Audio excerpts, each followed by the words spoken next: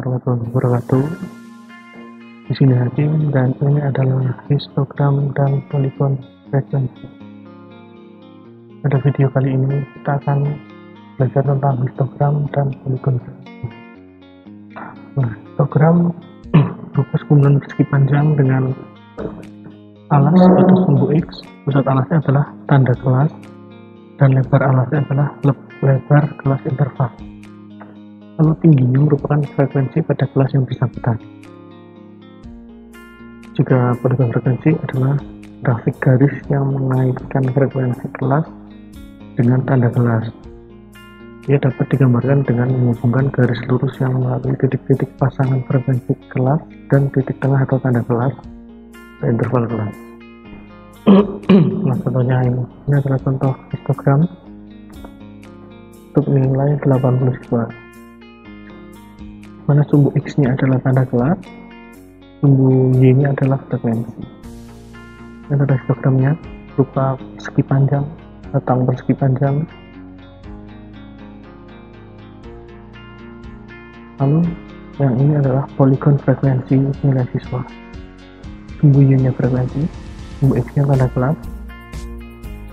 Nah, ini berupa garis-garis dari satu tanda kelas ke tanda kelas yang lain dihubungkan, maka jadilah polygon frekuensi nilai siswa.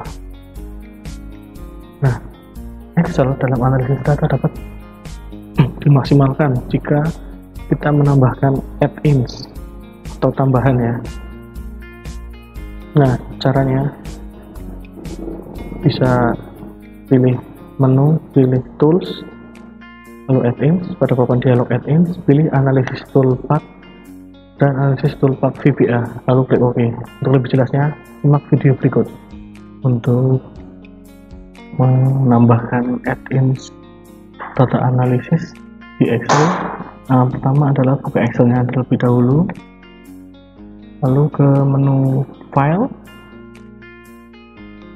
ke Option, paling bawah Option, lalu diklik yang add-ins.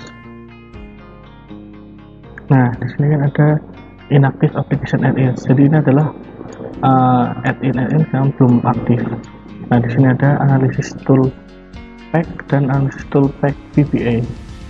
Nah, ini adalah dua add-in ini yang akan kita masukkan. Caranya adalah dengan kita ke bawah, kita klik Go. Nah, di sini muncul beberapa pilihan add-ins. Kita centang, kita checklist ya, analisis toolpath dan analisis toolpath VBA.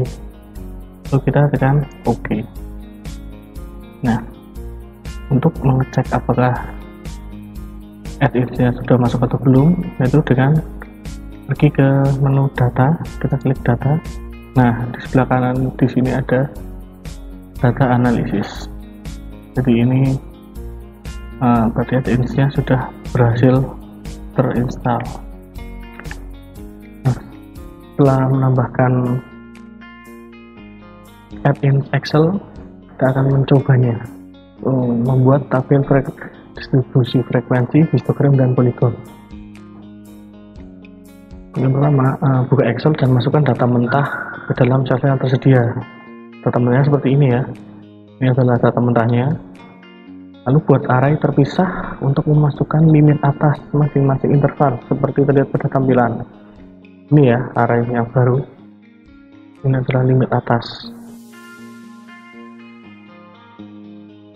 Lalu untuk langkah selanjutnya, kita bisa simak video berikut. Oke, untuk membuat sebuah histogram dari sebuah data adalah seperti ini. Setelah tadi kita sudah menambahkan add-ins berupa data analisis. Ya, kita di sini data, lalu di paling kiri ada data analisis. Oke, cara step yang pertama adalah kita klik data analisis, lalu kita pilih histogram. Input range-nya kita input dan kita blok semua datanya ini. Nah, lalu untuk bin range-nya ini itu adalah limit kelas atas ya. Ini limit kelas atas. Limit kelas atasnya adalah ini. Nah, kita pilih new worksheet. Jadi nanti hasil keluarannya akan di worksheet yang terpisah. Lalu ini kita akan membuat chart outputnya. Kita akan membuat diagramnya juga. Nah, kita worksheetnya misalnya kita beri nama histogram. Nah, kita oke. Kita akan terbuat worksheet yang terbaru histogram. Lalu itu sudah muncul langsung. Ini adalah limit atas kelas dan ini adalah frekuensinya. Ini adalah histogramnya. Kita bisa menghapus ini biar lebih bagus. Nah, biar lebih bagus lagi, nomornya kita hapus. Nah, sudah. Nah, jadilah histogram ini. Kita perbesar lagi, biar jelas. Nah, jadi kita mau ganti menjadi chart line, kita klik ini, lalu di insert ke chart, misalnya bentuk line ya, bentuk line chart misalnya ini, maka jadilah ini. Nah, jika di chart line berarti di bawahnya itu adalah tanda kelas atau titik tengah dari interval ya, ini titik tengahnya ya. Ya, titiknya ada di tengah-tengah interval kelasnya. Setelah tadi belajar membuat histogram dan poligon, sekarang kita akan belajar tentang distribusi frekuensi kumulatif, relatif, dan ogif. Nah, distribusi frekuensi relatif merupakan frekuensi kelas interval relatif terhadap total frekuensi. Rumusnya adalah frekuensi relatif sama dengan frekuensi kelas interval dibagi jumlah semua frekuensi. Kemudian ada distribusi frekuensi kumulatif. Untuk suatu kelas adalah jumlah frekuensi pada kelas tersebut dan semua frekuensi yang terdapat pada kelas sebelumnya. Biasanya digunakan batas atas kelas untuk membuat distribusi frekuensi kumulatif. Perhatikan contohnya. Nah, pada tabel ini, tabel distribusi frekuensi relatif nilai matematika 80 siswa SMA IGZ, di mana kolomnya ada rentang nilai, frekuensi relatif, dan frekuensi relatif dalam persen. Jadi, frekuensi relatif adalah perbandingan antara jumlah frekuensinya pada rentang nilai tersebut dibagi dengan totalnya, total frekuensinya itu per 80. Lalu jika akan mengubah ke frekuensi relatif dalam persen, dia tinggal dikalikan dengan 100%. Nah, hasilnya akan 1,25% dan seterusnya sampai ke bawah. Kita pilih satunya lagi adalah distribusi frekuensi kumulatif, di mana rentang nilainya adalah berbeda ya. Jika ini 50 hingga 54, kalau yang ini kurang dari 54,5. Lalu untuk frekuensi kumulatifnya adalah penjumlahan dari frekuensi sebelumnya. Misalnya ini, untuk yang pertama 1, maka akan tetap 1. Lalu frekuensi kumulatifnya adalah frekuensi kumulatif dibagi totalnya, baru dikalikan 100, maka akan jadi frekuensi kumulatif persen.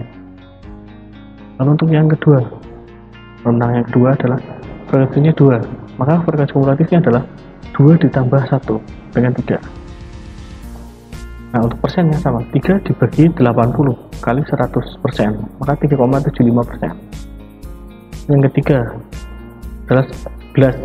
Nah, maka frekuensi kumulatifnya adalah 11 ditambah 2 ditambah 1, yaitu 14, dan seterusnya sampai dengan yang rentang terakhir.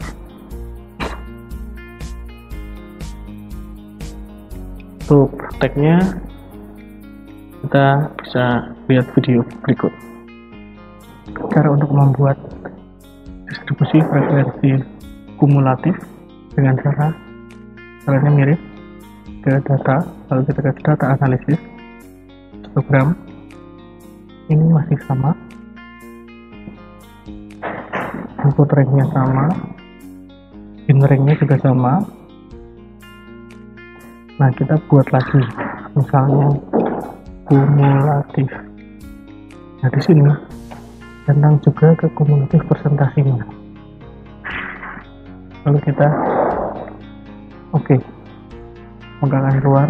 Nah, di sini kan saling tumpang tindih, ada histogram, frekuensi, dan kumulatif. Nah, kita bisa hapus yang frekuensi.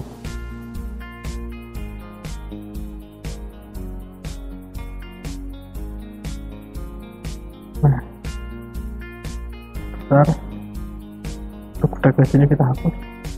Nggak jadilah seperti ini kumulatifnya. Warnanya juga kita hapus. Kemudian untuk step terakhir kita ubah menjadi batas atas kelas. Nah, sudah jadi kumulatifnya.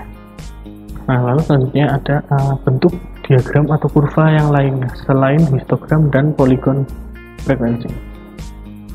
Pertama ada plot titik atau dot plot.